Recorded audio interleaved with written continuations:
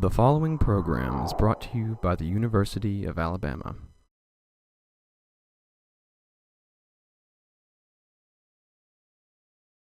Hi, welcome to Bookmark. I'm your host, Don Noble. Today's guest is Patricia Foster, best known for her 2 volumes of memoir, All the Lost Girls, Confessions of a Southern Daughter, and Just Beneath My Skin. Foster is also the editor of 4 volumes of essays and the novel, Girl from Soldier Creek. I spoke with Pat Foster in the Tuscaloosa Public Library. Please join me.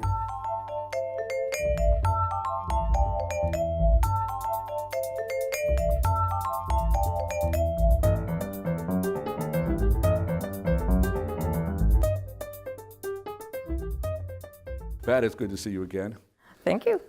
Last time we sat down and had a chat on Bookmark, it was right after the publication of All the Lost Girls. We were young. Younger anyway. And a lot of time has passed since then. But the occasion for this conversation is, congratulations, you've won the Clarence Cason Award for 2017. And I'm thrilled actually to have won that award. It was such a surprise. I do remember when you called and told me that there was good news. And I was, good news is always good to get. Actually, you thought it was a crank email at first, didn't you? I did. I called you because I thought you were going to tell me some specious thing, and I was going to go laugh with you, and then we'd go on with our lives. Or that I had been stranded in an airport in Dubai and I needed $500. Well, right. And I was going to give you 5. I mean, that seemed fair. Anyway, you join a distinguished list of Cason winners, and it is a remarkable list, and it's a list any writer would be happy to be on, with the Albert Murrays and the E.O. Wilsons and Gay Talese. It's a fine bunch. It is a very fine bunch, and particularly, and you didn't mention Diane McWhorter. And so one of the things I thought we would talk about is the fact that there only have been 3 women prior to me that have been Cason Award winners. And so I'm very pleased and very privileged to be the 4th woman to win this award. Well, I can assure you that you will not be the last. I hope not. We have an ongoing long list. Mm-hmm. And that list at the very first had a bunch of Pulitzer Prize winners like Howell Raines and E.O. Wilson and so on, and very distinguished writers like Gay Talese and others, but the list has shifted in the 19 or 20 years we've been doing this. There are more women writing extended narrative nonfiction in Alabama than there used to be, and of course we always get surprises. I mean, no one had Diane McWhorter in mind until the book came out. And was a sensation and won the Pulitzer Prize. Right. And then we said, oh, look at that. And there was no question about it. Why do you think actually there aren't that many males who write extended narrative nonfiction in Alabama, and even fewer females? Why is that? Well, not living in Alabama right now, I'm not sure I can answer that question specifically, but I think that I think that the idea that, first of all, I think the genre of the essay has exploded as a genre, and I think that the narrative nonfiction book has exploded. I mean, I talk to editors, I talk to agents. They used to come to Iowa, and they would only basically talk to people in fiction, that the novel was the premier genre. And now we have everybody coming and soliciting manuscripts from students and faculty in nonfiction, because I think it's become well, first of all, it's a very eloquent genre. And I think the public really wants the kind of cultural context that I think the essay brings. In Alabama, I've taught in Auburn. I haven't taught at the University of Alabama, but when I taught in Auburn in 2012, it was fascinating to me to go and be a graduate instructor there. And none of the students had ever had a course in nonfiction. And I thought, well, that's interesting. So part of your saying is, why are there not more writers in terms of nonfiction in the schools? Is because I think it's not taught as a genre. Once it becomes taught as a genre, separate from a school of journalism, I mean, in combination journalism and creative writing, I know you do have a very robust creative MFA program in nonfiction at the University of Alabama. Now, Now. And that's now. a relatively new idea. Like it is. But I think that there will be. I mean, give you 5 years, you won't be asking me that question.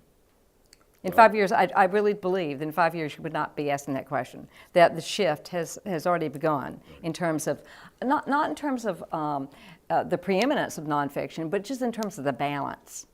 But I think the culture is hungry. The culture is always hungry for intense portraiture, in terms of intense cultural nonfiction, in terms of the expose. It's not going to go away. Yeah. There have been some massive bestsellers, too, Yeah. which were not necessarily autobiography, memoir, but are extended narratives about a racehorse or a survivor of Japanese prison camp and so on and so on. Absolutely. They are going to sell like mad. Absolutely. Look at Ta-Nehisi Coates. I mean, in other words, the sense after the Civil Rights movement, you thought, in fact, it seems to me with every movie you think, what more is there to say about a particular minority or sensibility, and yet Ta-Nehisi Coates changed, I think, the level of discourse about race. And so did Margot Jefferson. I don't know if you've read Negroland, but it's this sort of wonderful sort of engagement, not with a kind of marginalized class, but very much about middle class. What was it like to grow up in Chicago, to be a middle class black woman with very educated parents who had an elitist background and went to elitist schools? And it's absolutely fascinating because she looks at history, she looks at the personal. I noticed one of your questions about the personal essay, but the personal essay is now becoming very much fused with, I think, a cultural agenda. Coates may have turned a corner for the essay. I mean, I was watching him being interviewed on half a dozen different television shows because of an essay he published in the Atlantic. Right. Not a volume. It was not a book that was published Right. that was on the bestseller list. It was a magazine article that put him in the national spotlight for the normal week. Because it was about reparations. Well, That one? and later too, Oh, okay. about Obama. Right. His Oh essay. yeah, his he essay took about Obama the to president. task. Well, it's fair enough. Yeah, you know. absolutely. No, I think he's a very bold and brave writer. Right. But I think what's interesting is he wrote a very personal book and contextualized it within the sense of the context of race and history. But it was a very personal book. I mean, the fact that he actually wrote it to his son, I think was a brilliant idea. I mean, certainly reminiscent of James Baldwin and all the letters that James Baldwin wrote to nephews and to friends, and made it very personal in terms of a family. So that really, as a reader, I know as a reader for me, it really touched me and really moved me because you felt that he was addressing it to the public, but it had the lens of the personal, and you felt moved by that. Well, that's a way to go. I mean, you have a designated audience, the son or the nephew, but of course you have the larger, the universal audience that you hope is listening to this conversation. Well, we have agreed that the essay form, the personal essay, the extended nonfiction narrative, has taken over the world, and yet, in just beneath my skin, a colleague of yours and you have a conversation in which your colleague says to you, "Who gives a darn about the I? We're sick to death of hearing personal stories. We're sick to death of people and their difficulties growing up." And you say, he closes his little diatribe by saying, "Who cares about that?" And you say, "I do." I do. Why has it come to the point where an intelligent, sophisticated man, your interlocutor there, why does he come to the point where he thinks the personal essay is dead when you have come to the point where you think it is taking over the world?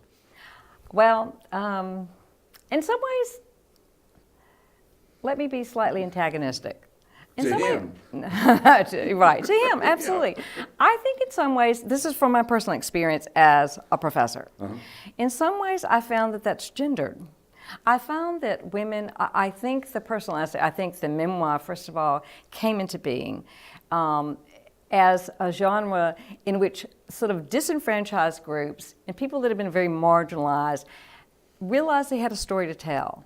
And a vital story, a story that had not been told. And so we had this sort resurgence of this genre, with women telling their stories, with minorities telling their stories, with people with disabilities telling their stories. And that, for about 20 years, I think that was the sort of status quo, in a way. And when I wrote that essay, which was called The Intelligent Heart, it was about that sort of moment in history. It was sort of after it had peaked. And let's face it, I think all subgenres peak.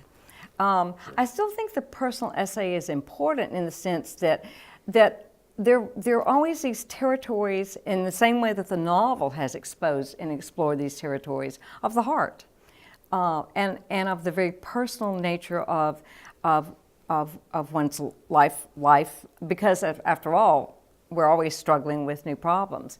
I think that what's happened now is that in many ways the personal essay and the memoir has had to be and needs to be contextualized by history. So I think it's become much more what I call a cultural memoir.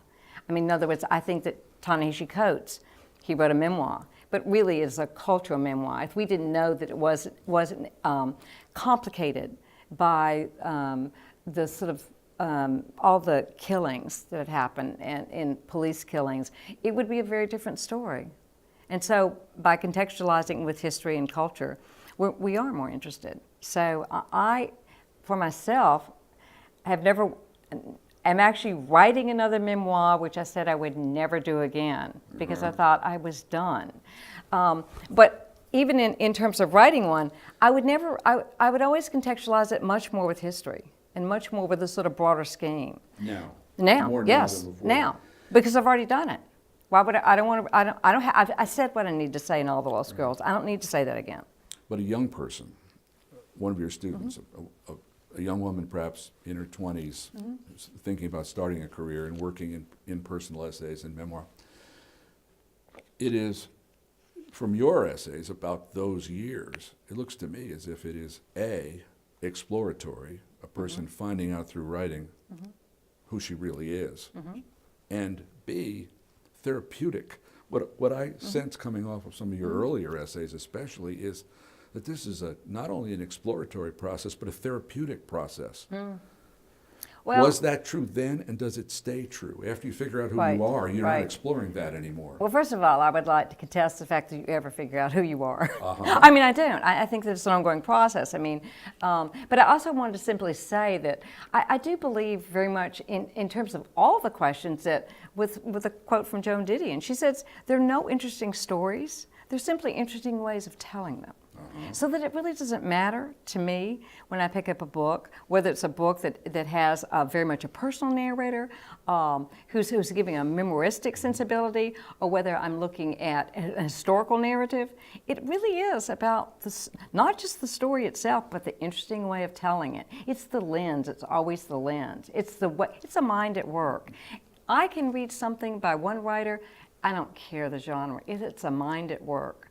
And I think I say the same with the idea of what's therapeutic. I've read a lot of Vivian Gornick. Vivian Gornick always writes from the personal. And because she's a mind at work and because she's a mind that interests me, I will go with her in any personal direction. And it is, in fact, therapeutic in the sense that it's coming to insight. I disagree with the idea that therapeutic always has a kind of tainted sensibility to me. It's a sort of negative slant. But the reality is what we read for is we read for wisdom, we read for insight. And whether that insight comes from self-exploration or historical exploration, I don't care if it's the mind at work. I was thinking more of the catharsis and the therapy for the writer herself, not for the reader so much. Oh. Well, in that sense, I think I'll probably always be in terms of that catharsis because I think that's a temperament at work. I think that simply is my temperament. I always thought that there were two things. When I talk to students, I think there are two things you have to be a writer. You have to have intuition, and you have to have urgency. If you don't have intuition, then I'm not going to listen to you because that's the beginning, that's the base point of any writing, is your intuition. And intuition means that you've done this sort of brooding, searching sensibility that gives you something to say, and that may be the cathartic, therapeutic sensibility. If you don't have urgency, then you have no need to tell it. And urgency comes from the fact that it is, in some way, has some sort of cathartic need to tell. I mean, the books that I've been reading, I've read just a wide, diverse group of books that I would never have read if they hadn't been part of the Wyndham Campbell Prize for the juror. And I read books on the Civil War, which are fascinating. It reinvigorated my idea of interest in the Civil War, which God knows have been written about. Yeah. Exhaustively. It's and the number so one to subject. read one more book about it, I thought, well, there's no way. I was fascinated. It was one of my favorite books by Brenda Wineapple. I don't know if you've read it. No. It's called A Static Nation, and it's brilliant. It's actually a brilliant book. And I read essays by Andrew Hagen, who's a British writer, and it was fascinating. He wrote an essay that repeated essentially George Orwell in terms of going of a sort of immersion journalism in which he was a beggar on the streets, and it's fascinating. He also wrote about being a part of a culture in childhood where there was a murder, a terrible murder of child, and that whole sense of what it's like to be a poor child in an area of England where there was a terrible murder, and the sort of the way in which the family and the culture was both horrified and also sort of became in some ways, closed ranks around the children and frighten them in lots of ways. But so I found that there are all these writers who write very personal stories, because these were very personal stories, but they were fascinating because it was a wonderful mind. Have you done much in the way of immersion journalism? You haven't been a quarterback for the Detroit Lions or I something along want those so lines. much to do. Actually, it's what I'm most fascinated with now. I find Yes. because of teaching full time, it's much harder to do that. When I went back to Tuskegee, I tried to do some immersion journalism. I think that it's and I followed girls around. I was very interested in this project that I was working on called Smart Girls, because of my family, and part of the sort of impetus, I think, for me to write was the fact of the sort of mythology of ambition that sort of grounded my family, people who had jumped class. And so when I went to Harvard and interviewed girls. I went to and wrote a few essays about that. I went to Spelman and interviewed girls. I went to then I went to Tuskegee because I wanted to interview high school girls. And so I was trying to do an immersion journalism, and I found it harder for me to essentially remove myself from the page. So I guess part of me needs that sort of catharsis. But you weren't pretending to be one of them. I was not at all pretending. No, I was interviewing them.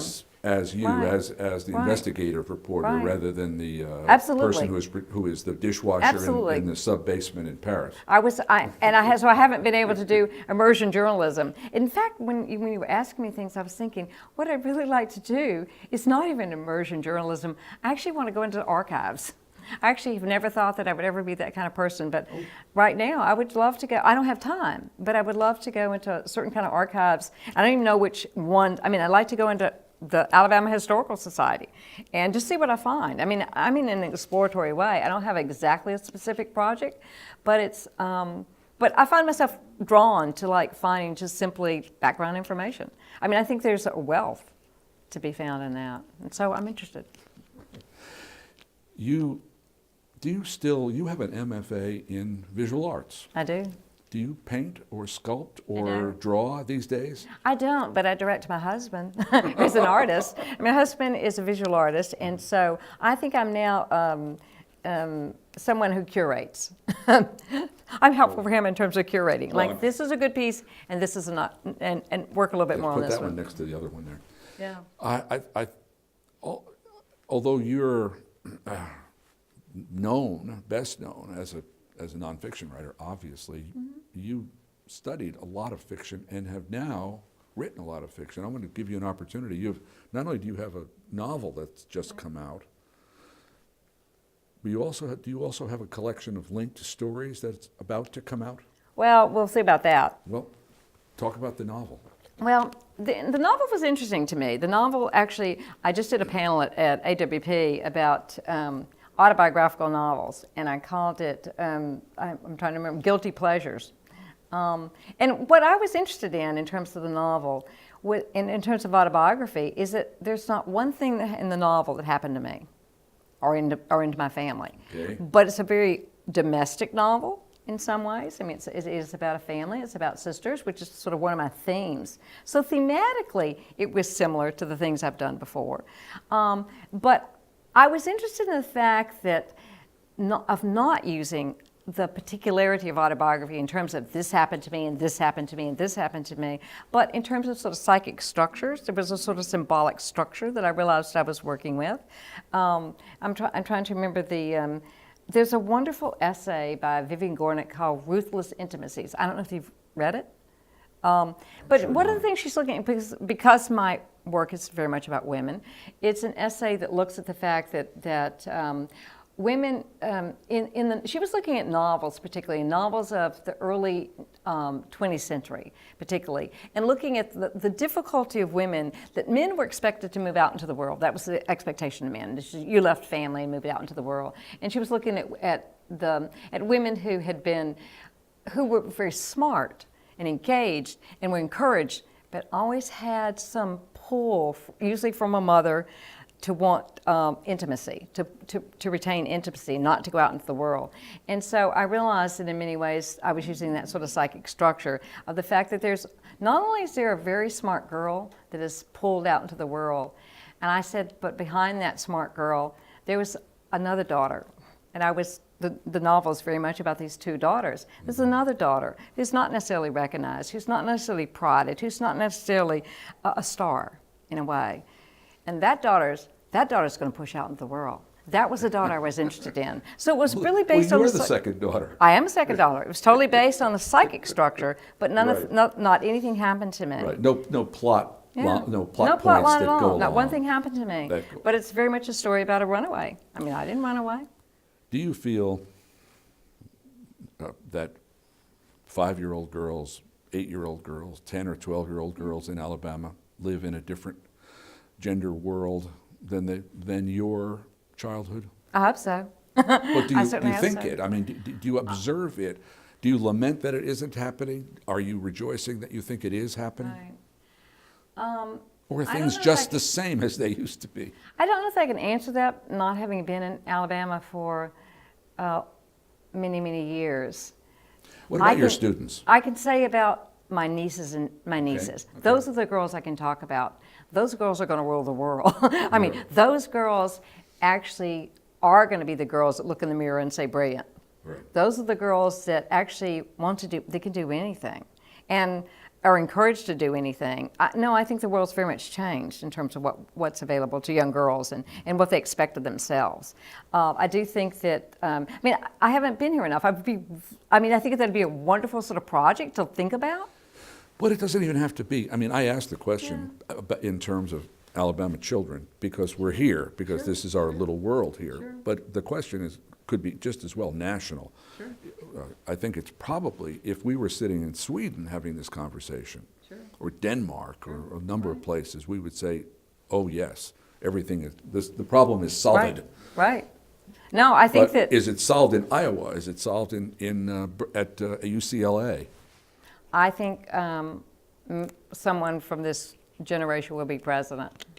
I do. I mean, I think that's the girls of this generation are encouraged to enact their desires. They're encouraged to be smart. To actually put. I mean, it's the same thing. They're asked to put autonomy above relationship, which is what men have always done. And so women are starting to do that too, and it's complicated because it changes family. But even at a wedding, we did a sort of wonderful little thing about. I got a lot of little girls, all these like 8, 7, and 6-year-old girls, and the groom had been very much about fishing and hunting, and so we did a presentation about why he needed to know something beyond fishing and hunting, and we said because he might have girls, and one of the things we said is one of us will be president, and I thought, and it's totally appropriate because one of them will. Well, one will. Yeah. I mean, one almost was. I mean, Almost was, We just had a little historical We're on the glitch, cusp. but we are on the We're cusp. on the cusp. I have a question that I often, when I'm speaking with nonfiction writers, memoirists, and so on, I often incline to ask, and that is, do you feel that nonfiction has to be entirely true? What latitude? I'm thinking of Fry and a Million Little Pieces, and is it 1,000? Is it a million? 1,000. Yeah, Not a 1,000 million. pieces, right. Oh, yeah, well, why not? Yeah. But that debate, you would be, well, you wouldn't be surprised, but I get a full spectrum of responses. Sure. Some people say, no, it's a creative, it's imaginative, it's not factual, nonfiction. Right. Even autobiography, even memoir. Other people say, well, if you're going to make things up, call it a novel. Right. What do you think? Well, first of all, I'd like to say that I think it's very difficult to sort of narrow down nonfiction as opposed to think of it as a very expansive genre. I think that my expectations, which are very defined, which is that if someone's giving me a journalistic piece, a political piece, that's going to be published in the New York Times or Granta, I absolutely want it fact-checked. I actually demand that it be fact-checked. I think the idea of the proliferation of fake facts is absurd and insulting. Given that sensibility, so there's a kind of, it's almost like there's a dividing line. So I feel that this, like I said, I think I think it is an expansive genre. So that there's a kind of historical sensibility and even personal sensibility. I expect to be accurate, and I expect it to be fact-checked. Like I said, I'm insulted that it wouldn't be. I also think on the other side of that genre, at the memoir-ish end. I think there's a kind of, I think the memoir and sometimes the personal essay too, function very much in the same way that as a genre, as literary art, and that literary art is imaginative, as you were saying, and I think it's about inner truth. I don't think it's about external truth. In other words, I think that external truth absolutely must be validated and it must be fact-checked. I think there's a level of internal truth, and I'm not saying that doesn't need to be accurate, but I'm saying that if I write something that happened to me, and I can't remember whether it happened on a Tuesday or I can't remember where it happened when I was 6 or 8, I don't care about that. Right. Those are facts that are, to me, are irrelevant. They're not distressing And to they're the not reader. distressing. And I think that what we do in terms of characters, and I think that's probably true in terms of some journalism too, is that we tend to conflate some things. So I'm not offended by a memoirist doing some conflation. Right. That doesn't, because if the writer is a mind on the page, if it's a mind that I'm interested in, I'm not bothered by the small shifts in narrative truth. Right. Because I think the larger truth is what holds. And I think that's what's important, because it's about interiority. One thing is very much about exteriority and the writer's mind coming to that exteriority. The other is very much about interiority. And those have, I think, they're different balances. Right. Well, you do both. I do. And you're a hard-working person. I'm astounded at your productivity. And I'm looking forward to more product. And Good. when there is more, and there will be soon, I'll read it, and perhaps we can sit down and talk about it again. Okay. That would be wonderful. Thank you. I appreciate it.